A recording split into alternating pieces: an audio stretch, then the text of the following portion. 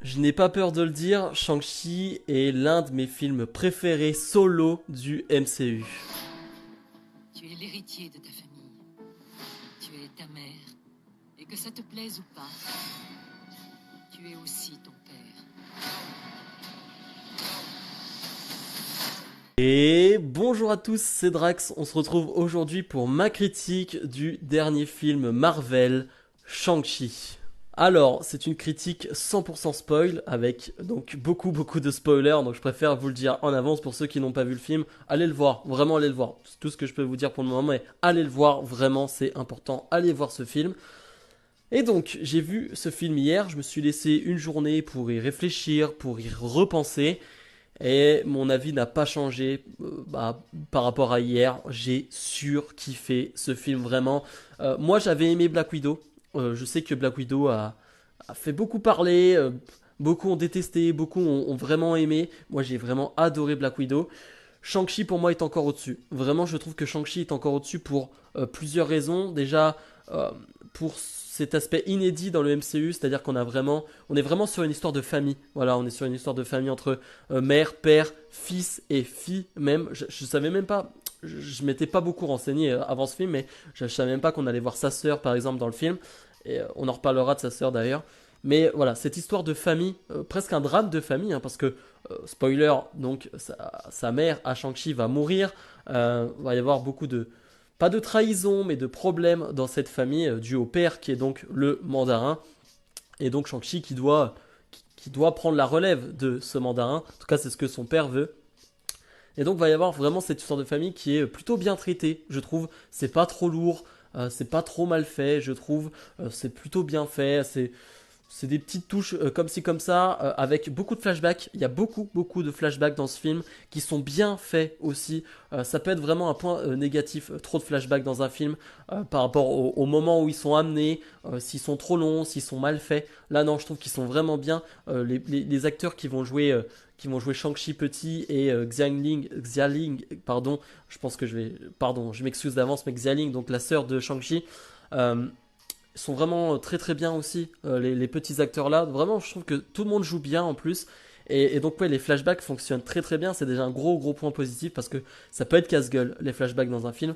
Mais donc voilà, ça va retracer vraiment l'histoire de A à Z, de vraiment de tout petit Shang-Chi, vraiment qui, même quand il n'est pas né, on va voir d'ailleurs cette introduction avec la rencontre, c'est presque un date, j'ai envie de dire, entre son père et sa mère, donc le mandarin et la mère de Shang-Chi qui est très poétique. J'avais adoré là aussi l'intro de Black Widow.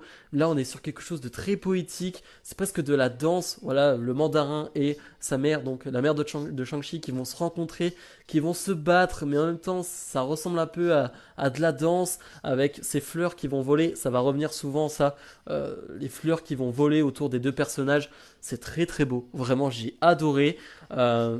J'ai pas beaucoup de points négatifs de toute façon à dire sur le film. Déjà, les musiques sont excellentes, vraiment elles sont très bonnes.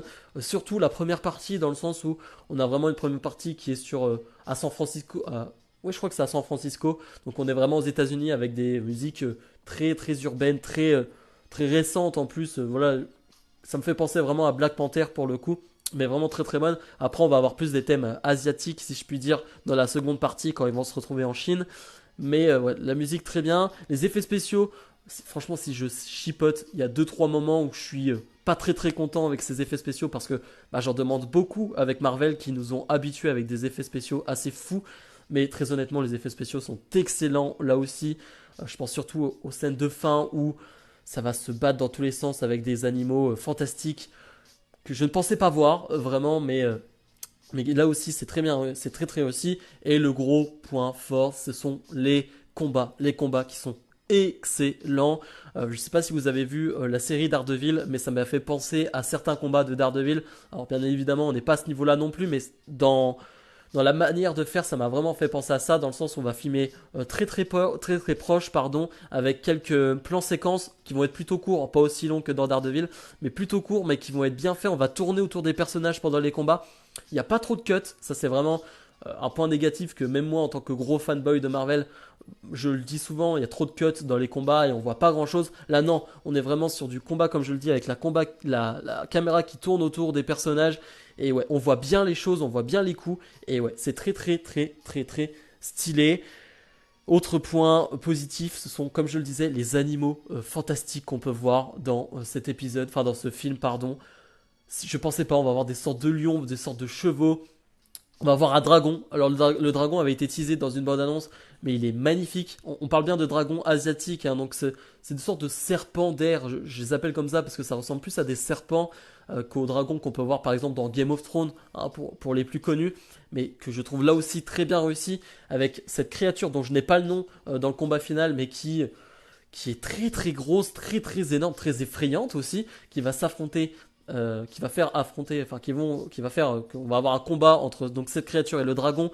Ça m'a fait vraiment penser euh, à cette tradition du kaiju dans la culture japonaise là par contre où vraiment t'as des gros monstres qui se combattent, hein, Godzilla contre Kong plus récemment, mais vraiment ça m'avait pensé à ça, donc je trouve qu'il y a beaucoup de choses qui vont bien dans le film. J'ai pas de points négatifs comme je vous ai dit à part les 2-3 effets spéciaux, mais vraiment c'est très minime.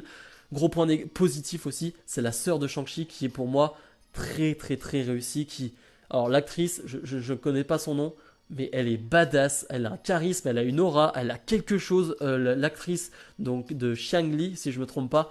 Waouh, vraiment dès les premières scènes, donc on va la retrouver parce que elle tient voilà un endroit assez illégal, hein, où se passent des combats. On va voir Wong d'ailleurs et l'abomination, mais c'est elle qui tient ça, et donc on va la voir là-dedans dans une cage.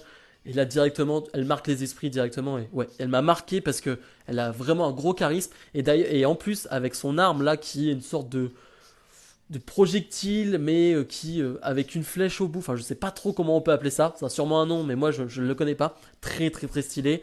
Même les personnages plus secondaires comme Katie, qui est donc joué par Aquafina, si je me trompe pas, qui est plutôt le comique dans ce film.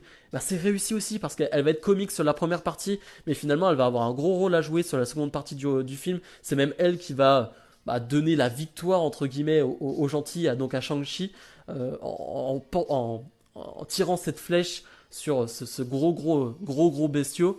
Donc elle aussi plutôt bien réussi. Le mandarin est très très bon aussi. Vraiment, j'ai adoré le fait qu'on le voit à travers les âges. Du fait qu'il ait changé aussi quand il a eu une famille. Voilà, quand il a rencontré enfin sa femme, et qu'il a rencontré donc la mère de Shang-Chi. Il a changé, lui qui était un tueur qui voilà, voulait juste avoir son armée et avoir le plus de domination possible. Non, il a changé avec sa famille, mais avec la mort de sa femme, il est redevenu ce qu'il était. Bref, vraiment j'ai adoré. On revoit aussi le faux mandarin qu'on voyait dans Iron Man 3. Très très très bien fait aussi, très bonne réussite vraiment de ce film. Il me fait beaucoup rire. Vraiment, il va vraiment jouer l'acteur dans ce film aussi. Je pense à une scène où il va faire semblant d'être mort, ça me bute vraiment quand il fait semblant d'être mort au sol et qu'il dit non non en fait je fais semblant, je suis un acteur, je ne suis pas mort, je n'ai pas été touché par un projectile ou par une arme. Bref, vraiment je vais oublier plein de choses. C'est sûr et certain, mais j'ai adoré. Vraiment, allez le voir parce que le film fait pas un carton pour le moment au box-office. Je suis allé le voir hier au cinéma. Alors c'était en journée, il n'y avait pas grand monde dans la salle. J'espère vraiment que les retours positifs, parce que pour l'instant il y a beaucoup de retours positifs, vont faire que les gens vont aller le voir. Et parce que vraiment, je trouve que ce film mérite qu'on aille le voir. Qui est des scènes post-génériques. Donc la deuxième, on va retrouver Shang-Li, donc la sœur de Shang-Chi, qui va être au contrôle, qui va prendre le contrôle un peu de l'armée du mandarin. Ça peut être intéressant pour la suite aussi, ce qu'elle est capable de faire. Je sais pas où, ça peut être la question. Dans quel film, dans quelle série on peut les retrouver. Ça, c'est vraiment une question qu'on peut se poser. Mais en tout cas, hâte de voir ça aussi. J'espère que ça sera pas dans 4, 5, 6 ans, hein, parce que ça serait trop long. Et vraiment, ce personnage de la sœur de Shang-Chi m'a vraiment marqué, donc j'espère la voir rapidement. Et on va avoir aussi cette première scène post-générique. On va avoir Captain Marvel et Hulk qui est en Bruce Banner d'ailleurs. Je sais pas si vous avez vu, mais il est pas comme dans Endgame en professeur Banner. Non, il est en Banner justement, avec toujours ce bras dans le plâtre. Donc il a encore les séquelles de Endgame. Et ils vont parler des anneaux. Ils vont parler du fait que ces anneaux ont envoyé un signal. Et j'ai pas trop compris. Alors il y a beaucoup de théories qui ont été faites, un signal aux éternels, les anneaux qui n'ont pas été reconnus par Wong qui ne les connaît pas, c'est pas dans les codex, donc dans les livres que Wong a, ils connaissent pas les anneaux, donc Est-ce que ça a été fait par les Éternels, par je ne sais qui, par les Célestes? Je ne sais pas. Je sais pas trop ce qu'elle veut dire, cette scène post-générique. C'est une introduction aussi de Shang-Chi enfin, dans les Avengers, entre guillemets, même s'il n'existe plus. Mais voilà, je sais pas trop ce qu'elle veut dire. Je pense qu'on en saura plus dans les prochains films, bien évidemment, et dans les prochaines séries. Mais en tout cas, j'étais content de voir Captain Marvel et Hulk dans une scène post-générique de Shang-Chi. Je trouve ça très stylé. En bref, allez voir ce film, vraiment, faites-vous votre propre avis. Dites-moi en commentaire ce que vous en avez pensé aussi, parce que je trouve vraiment que c'est une réussite. C'est un des meilleurs films Marvel que j'ai vu, vraiment, enfin solo en tout cas, parce que c'est très difficile de le comparer avec les Avengers. Mais vraiment, j'ai adoré, j'ai passé un excellent moment. Il y a quand même rien de mieux que voir un Marvel au ciné. Les séries, c'est cool, hein, mais tu les vois sur ton canapé, sur ton écran. Mais voir un film Marvel au ciné, c'est quand même toujours un bonheur. Bref, comme d'habitude, n'hésitez pas à me dire ce que vous en avez pensé, à mettre le petit pouce bleu et à vous abonner.